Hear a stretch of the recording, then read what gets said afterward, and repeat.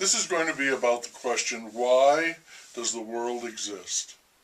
Some time ago I read a book whose chief interest to me was that it was about something that was virtually unknown to the author, namely William Shakespeare.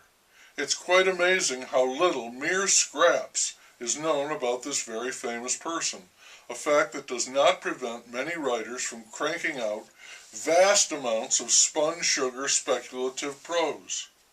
I was thinking about this when I came upon another book on a subject the author could only poke at in the dark. Why Does the World Exist? By Jim Holt. Holt wrote a book I read and liked about the history and philosophy of jokes. In this later work on existence, Holt is looking for an answer to the question, why is there something rather than nothing? Nothing, he argues, would seem to be the most likely, the simplest existence.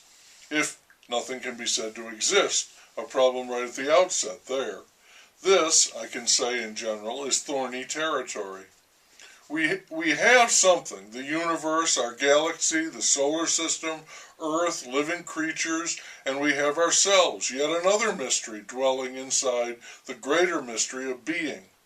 He says he is on a quest for what he calls complete ontic understanding of the cosmic mystery, the deep incomprehensibility. And this quest takes him far and wide, beginning in Pittsburgh and thence to London, Paris, Austin, Texas, and Western Canada. Everywhere he goes, he talks to philosophers and scientists and religious thinkers, and he asks all of them, why is there something rather than nothing? Some of the people he talks with attribute this to God. God created the world out of nothing, out of chaos. Some say with Plato that there is an idea of goodness that exists and that this goodness was inclined to create the best world that it could. Others look to quantum physics and say that a speck of matter and antimatter appeared spontaneously out of nothing, and that led to a disruption we call the Big Bang.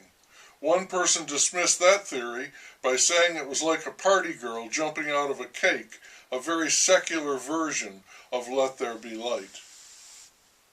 Holt thinks that something happened, and it led to what he calls the vast Walpurgisnacht of mediocrity, existence as we know it. Maybe not the best possible world, but something better than nothing. And some say, flatly, that there is no answer to the question. It's part of the human tragedy. We're faced with a mystery we can't understand. It's tragic because we're fully aware of the mystery, but we can't know anything about it. It is completely mysterious, like eternity, like infinity, like time, like God. That doesn't stop Holt.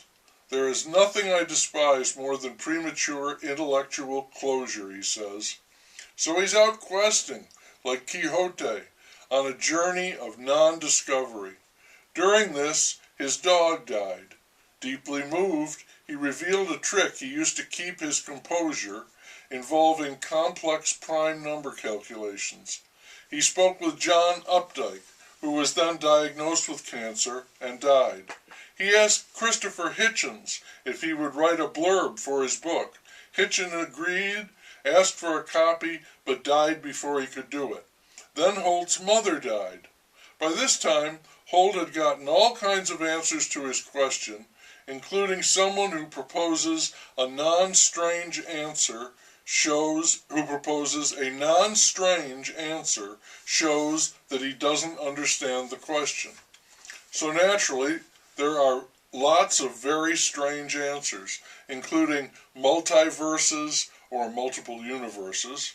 Holt writes that some answers clearly fall short, including examples of the philosophical fallacy mistaking a failure of imagination for an insight into reality. I like Holt. He's got spunk. He writes things like space in a vacuum state turns out to be very busy indeed, rather like Times Square on New Year's Eve. Sometimes the going is dense and hard to follow, with all the philosophical and scientific jargon. The quest can seem mysterious, miraculous, misguided, preposterous, pretentious, vacuous, ridiculous. It seemed to me to be like the activity on a treadmill or a stationary bike, a great flurry of exertion that gets you nowhere. It's like asking great minds to render their thoughts on a penny whistle. Well, it's only a penny whistle, but these are great minds. You wouldn't believe what they could come up with. That is the final mystery.